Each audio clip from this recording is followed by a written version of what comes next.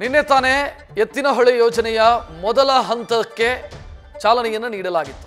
ಈಗ ಈ ಯೋಜನೆ ಬಗ್ಗೆ ಅನುಮಾನ ವ್ಯಕ್ತವಾಗ್ತಾ ಇದೆ. ಕೋಲಾರ ಚಿಕ್ಕಬಳ್ಳಾಪುರಕ್ಕೆ ಎತ್ತಿನಹೊಳೆಯ ನೀರು ಬರುವಂತ ವಿಶ್ವಾಸ ನಮಗಿಲ್ಲ. ಇದು ಕೇವಲ ಹಾಸನ, ಚಿಕ್ಕಮಗಳೂರು, ತುಮಕೂರಿಗಷ್ಟೇ ಸೀಮಿತ ಆಗುವಂತ ಸಾಧ್ಯತೆ ಇದೆ ಅಂತ ಕೋಲಾರದಲ್ಲಿ ಜೆಡಿಎಸ್ ಸಂಸದ ಮಲ್ಲೇಶ್ ಬಾಬು ಅನುಮಾನ ವ್ಯಕ್ತಪಡಿಸಿದ್ದಾರೆ. ಸರ್ಕಾರ ತನ್ನ ವೈಫಲ್ಯವನ್ನು ಮರೆಮಾಚೋದಕ್ಕೆ ತರಾತುರಿಯಲ್ಲಿ ಯೋಜನೆಯನ್ನು ಉದ್ಘಾಟಿಸಿದೆ ಅಂತ ಅವರು ಆರೋಪ ಮಾಡಿದ್ದಾರೆ. ಎತ್ತಿನಹೊಳೆ ನೀರು ಕೋಲಾರ ಜಿಲ್ಲೆ ಮತ್ತು ಚಿಕ್ಕಬಳ್ಳಾಪುರ ಜಿಲ್ಲೆಗೆ ಬರುತ್ತೆ ಅಂತ ಏನು ಒಂದು ವಿಶ್ವಾಸ ಏನು ಇತ್ತೋ, ಇದು ನೋಡ್ತಾ ಇದ್ರೆ ಇವಾಗ ಇದನ್ನ ನೀರು ತುಮಕೂರು ಜಿಲ್ಲೆ ಮತ್ತು ಅಲ್ಲಿ ಸುತ್ತಮುತ್ತ ಹಾಸನ ಜಿಲ್ಲೆಗೆ ಅಲ್ಲೇ ಬಿಟ್ಟು ಈ ಪ್ರಾಜೆಕ್ಟ್ನ ಅಲ್ಲೇ ಕ್ಲೋಸ್ ಮಾಡೋದು ಪರಿಸ್ಥಿತಿಯಲ್ಲಿ ಕಾಣಿಸ್ತಾ ಇದೆ.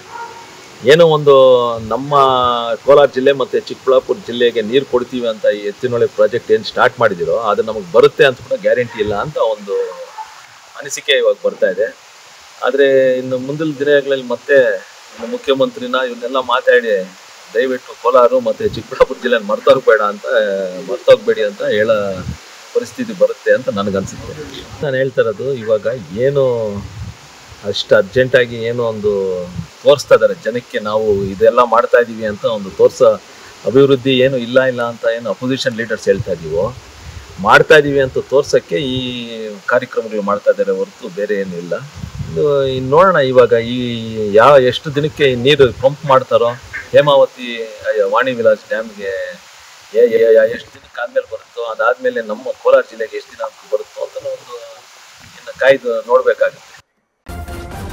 ನ್ಯೂಸ್ ಫಸ್ಟ್ ನಿರ್ಭೀತಿಯಿಂದ ನಿಮ್ಮ ಪರವಾಗಿ.